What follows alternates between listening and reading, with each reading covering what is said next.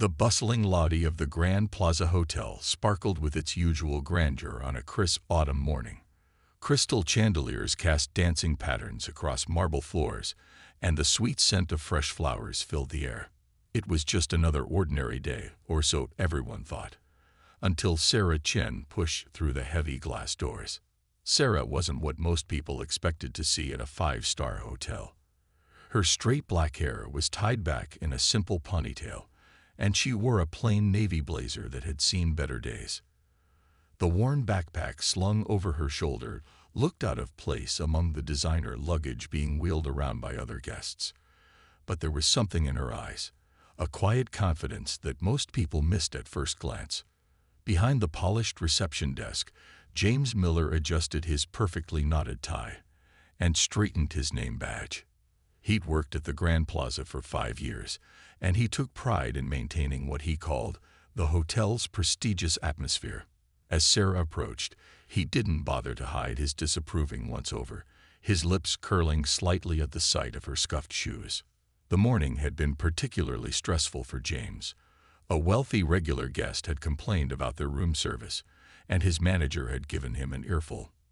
Now, seeing this seemingly ordinary woman approach his counter made him bristle. In his mind, she clearly didn't belong in his pristine lobby. Sarah walked up to the desk with purposeful steps, her observant eyes taking in every detail of the hotel's operations.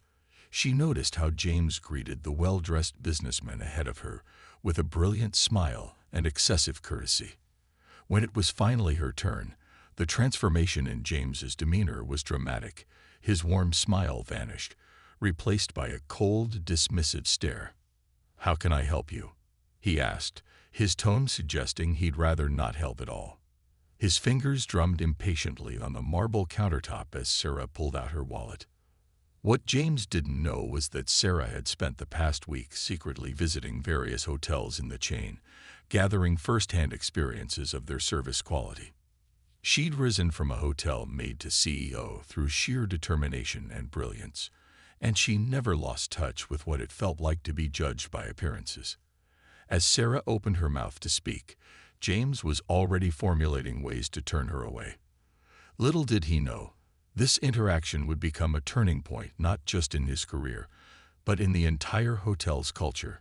The security cameras silently recorded everything, capturing what would soon become a legendary story in the hospitality industry. "I'd like to book a suite for tonight," Sarah said politely, reaching for her wallet. But before she could even pull out her credit card, James let out an exaggerated sigh that drew attention from nearby guests.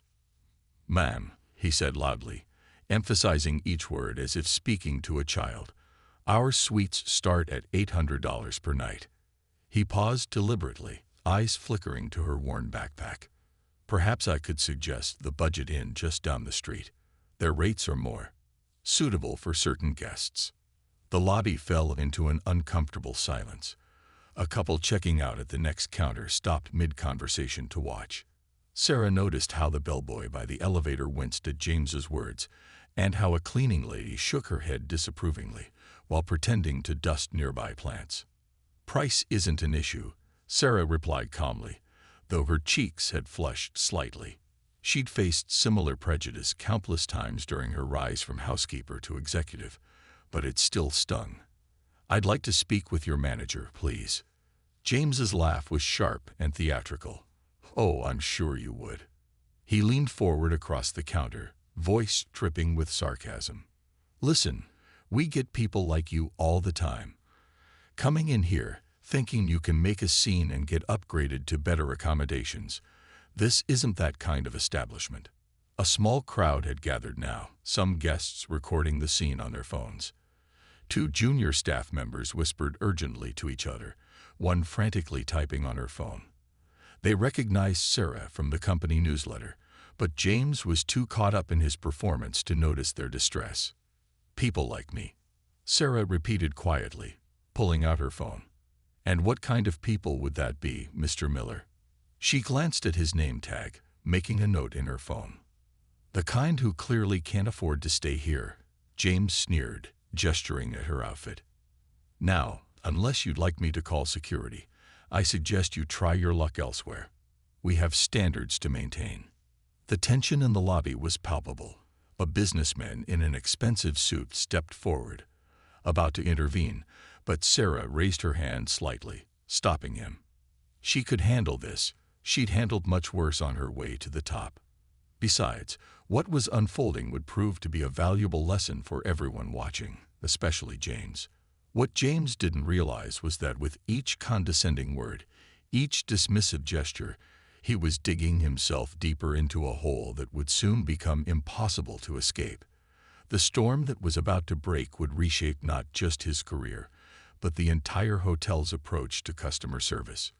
"Would you like me to continue with part 3? Security." James barked into his phone, making a show of pressing the panic button beneath the counter. His face had turned an interesting shade of red, a mix of anger and self-righteousness. "We have an undesirable situation in the lobby." Sarah remained perfectly still, her posture straight and dignified. The growing crowd in the lobby watched as if witnessing a theater performance, phones discreetly recording every moment. A young girl tugged at her mother's sleeve, asking why the nice lady was being treated so badly. "Look at her," James announced to the gathering crowd, gesturing dramatically. "Probably hasn't seen the inside of a decent hotel in her life. These people think they can just walk in here and demand service like they own the place." His voice echoed off the marble walls, making several guests flinch at his obvious prejudice. 2 security guards appeared, looking uncertain.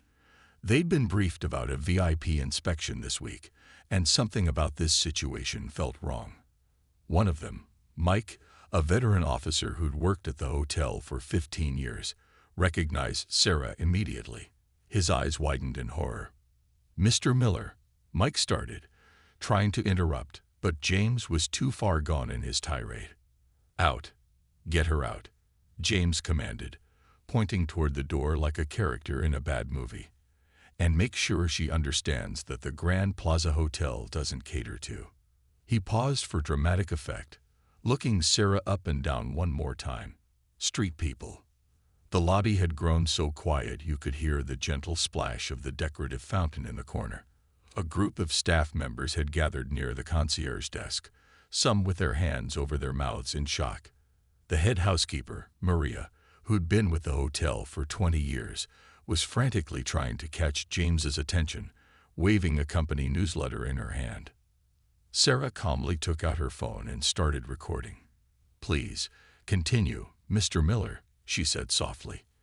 "Tell me more about what kind of people belong in your hotel. I'm finding this quite educational."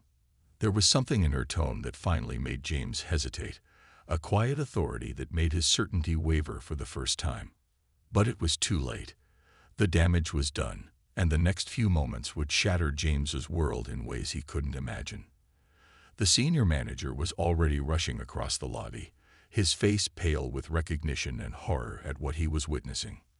The storm was about to break, and everyone in the lobby could feel it. Sarah Chin, CEO of the entire hotel chain, had seen exactly what she needed to see, though not in the way she had expected. This moment would become a turning point, not just for James, but for the entire organization's approach to customer service and human dignity. "Would you like me to continue with part 4? Stop everything." The senior manager, Mr. Thompson, burst through the crowd like a man running from a fire. His normally neat silver hair was disheveled, and sweat beaded on his forehead. "James, stop this instant." But it was too late. The damage was done. James stood frozen behind the counter as Mr. Thompson rushed to Sarah's side, bowing repeatedly.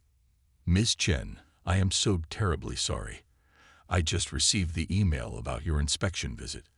This is completely unacceptable." The color drained from James's face so quickly that he had to grip the counter for support. The name Chen echoed in his mind like a death knell. Sarah Chen, the new CEO, the one who had started as a housekeeper 20 years ago and worked her way up to the top. The same CEO whose success story he'd been forced to read in last month's company newsletter. Ms. Chen," James stammered, his voice barely a whisper. The security guards had already backed away, and Mike was shaking his head in disappointment. The crowd watched in fascinated silence as the scene unfolded.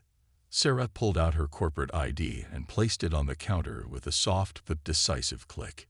"Yes, Mr. Miller." Sarah Chin, Chief Executive Officer of Global Plaza Hotels. She spoke clearly, ensuring everyone in the lobby could hear. "I've been conducting undercover visits to assess our property's service standards. I must say, this has been illuminating." James's legs gave way, and he collapsed into his chair, the same chair from which he'd looked down on countless guests he'd deemed unworthy. The irony wasn't lost on anyone present. "I had planned to stay here for 3 days," Sarah continued, her voice steady. "I wanted to experience our service from a guest's perspective. Instead, I've experienced something far more valuable. A clear demonstration of what needs to change in our organization." The gathered crowd began to murmur. Some were taking photos, others typing furiously on their phones. This would be on social media within minutes. A few regular guests who had witnessed James's previous behavior with other customers nodded in grim satisfaction.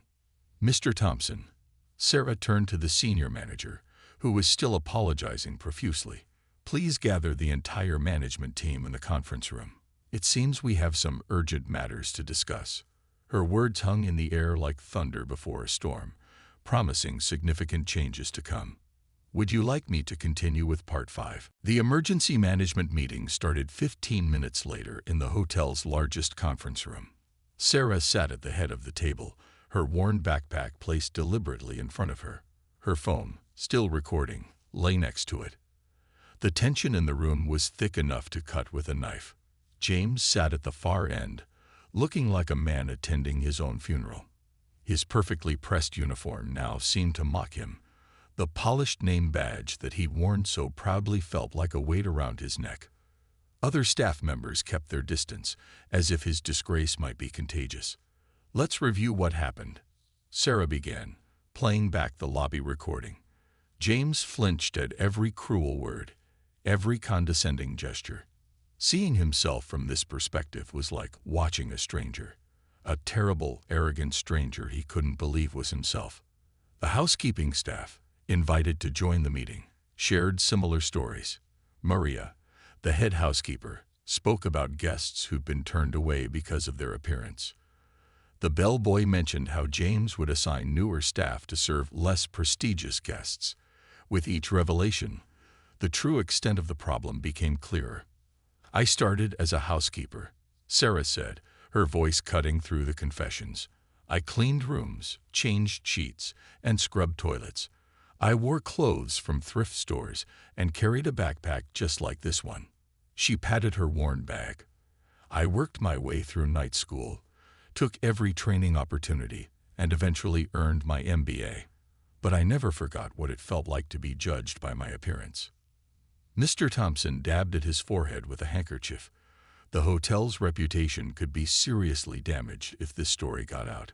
Already, social media was buzzing with video clips from the lobby incident. "Today has shown us that luxury isn't about crystal chandeliers or marble floors," Sarah continued, standing up. "True luxury is about how we treat every single person who walks through our doors. And right now, we're failing spectacularly at delivering that basic human dignity. Would you like me to continue with part 6? By evening, the Grand Plaza Hotel had become the center of a social media storm. Videos of James's behavior had gone viral, with millions of views and thousands of comments. The corporate communications team worked frantically to address the situation, but Sarah had different plans. Instead of trying to bury the story, she decided to turn it into a catalyst for change. In a bold move, she called a press conference right there in the hotel lobby, the same spot where everything had unfolded just hours earlier. Journalists packed the space, cameras flashing as Sarah stood at the podium, still wearing her simple blazer and carrying her worn backpack. "Today, something unfortunate happened at our hotel," she began. "But rather than hide it, we're going to use it to become better." Behind the scenes, James sat in the Human Resources office, his termination papers waiting to be signed. But then something unexpected happened.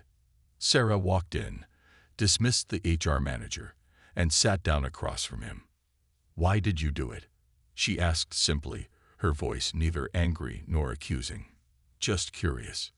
James broke down. He talked about the pressure to maintain the hotel's image, about his own insecurities, about growing up poor and desperately trying to prove he belonged in the world of luxury.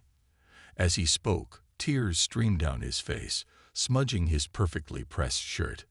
Sarah listened intently, taking notes. Then she did something that shocked everyone. Instead of firing James, she offered him a choice: leave with a severance package or join a new initiative she was creating. A complete overhaul of the hotel chain's customer service training program, with him as a living example of why change was needed. Sometimes, she told the stunned HR manager, the people who teach the best lessons about discrimination are those who have learned them the hard way. Would you like me to continue with the final part? 3 months passed like a whirlwind. The Grand Plaza Hotel had transformed in ways nobody could have predicted. The lobby, still gleaming with marble and crystal, now displayed a prominent sign: "Welcome all. Your story is our story." James, surprisingly, had accepted Sarah's challenge. Now he stood before a group of new employees, sharing his story. His designer suit was gone, replaced by a simple uniform matching the other staff. "I was the perfect example of everything wrong with luxury service," he'd tell them, his humility genuine. "But thanks to one remarkable woman, I learned that true luxury is treating everyone with dignity." The training program, now called the Chen Experience, had become mandatory across all global plaza hotels worldwide. Every employee, from managers to housekeepers, spent their first week working in different roles. Executives cleaned rooms, bellboys worked reception, and chefs served tables. The goal was simple: walk in everyone's shoes. Sarah's worn backpack found a permanent home in a display case in the lobby, alongside photos showing her journey from housekeeper to CEO. It became a symbol of the hotel's new philosophy, reminding everyone that appearances never tell the whole story. The most surprising change came in the hotel's profits. As word spread about their inclusive approach, bookings soared. Celebrities praised the hotel's new culture, and business travelers made it their preferred choice. The Grand Plaza became known not just for its luxury, but for its humanity. On the anniversary of that fateful day, Sarah returned to the lobby, this time dressed in her CEO best. She found James at the reception desk, warmly greeting an elderly couple in shabby travel clothes. She watched as he offered them a complimentary upgrade, treated them like royalty, and made them feel at home. "The greatest luxury," Sarah told a reporter that evening, "isn't found in marble floors or crystal chandeliers. It's found in the way we make people feel." And sometimes, the most valuable lessons come from our biggest mistakes. The story of the Grand Plaza's transformation became a case study in business schools worldwide. But more importantly, it became a reminder that change is possible, even in the most unexpected ways, when someone has the courage to turn humiliation into humility and mistakes into missions.